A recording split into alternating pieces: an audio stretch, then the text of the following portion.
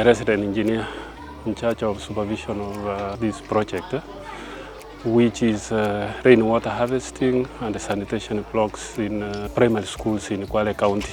This is a program that has been going on from the year 2016 up to now. Under phase 1, we did a total of 15 schools, and we were targeting only primary schools.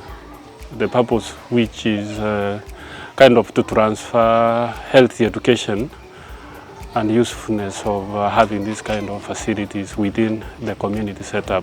The phase 1 was completed in 2019, where we have managed so far under phase 2 to complete 9 schools, which involved construction of 3 sanitation blocks in the schools. One meant for the girls, then the second block for boys, and then the third one was for the teachers. We incorporated also a small rainwater component for hand washing within the sanitation blocks, where we are collecting water also from the roof catchment just to assist during the rainy season.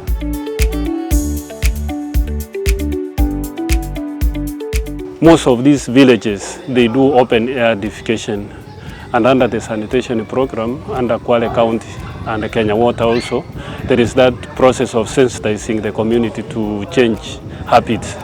So as part of this, we start with the schools where you inculcate that kind of training in the pupils or young children, so that they grow up knowing the importance of having these kind of facilities.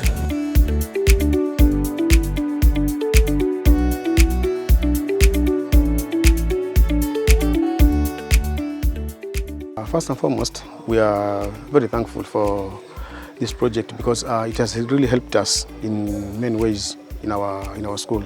Before the project, our pupils used to go toilet in the bushes. There were some which had been constructed by the parents, but they were not in a good way.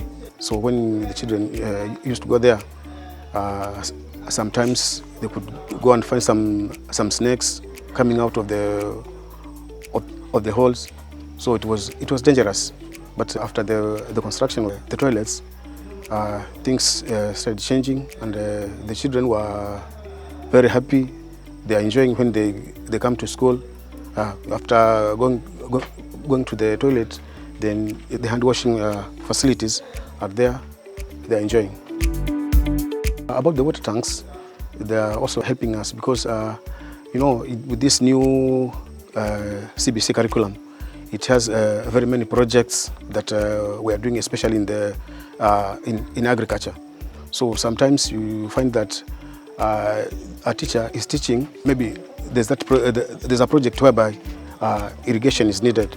So we normally use the water from the tanks, and since they are 2 and they are very big, we just allocate one of the tanks to be for the irrigation, and then the other one for normal use. From a public health standpoint, the water needs to be free of contamination of human fecal matter. So if it's open air, once the rain rains, the storm water flow will end up in the river and finally into the dam. And for purposes of treatment, that's why we were carrying out this program to sensitize the community that these are the benefits for you, but again for the larger society also.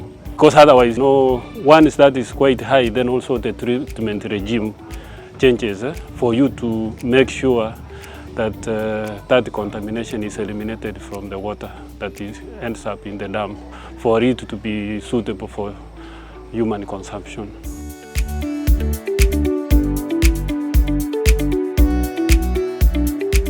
The reason why this became necessary, initially they have been treating the water only by adding chlorine, but you see when rains come, the water quality deteriorates. And when a feasibility study were undertaken, it was realized also the coliform count, that is the bacteria we use to determine whether there is fecal coliform contamination, was quite high.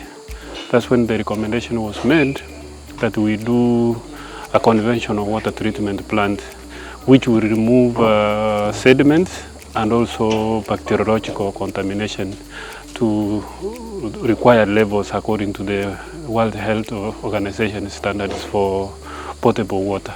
That is water meant for human consumption. So what we are doing, we are getting the water from the Marere springs, whose stream passes here. Currently, the treatment capacity is around 7,000 cubic meters per day. By adding this facility, we will increase to 9,000 cubic meters. That means it's an improvement from what currently is happening. And the water that we get also is of a higher quality than currently is being supplied.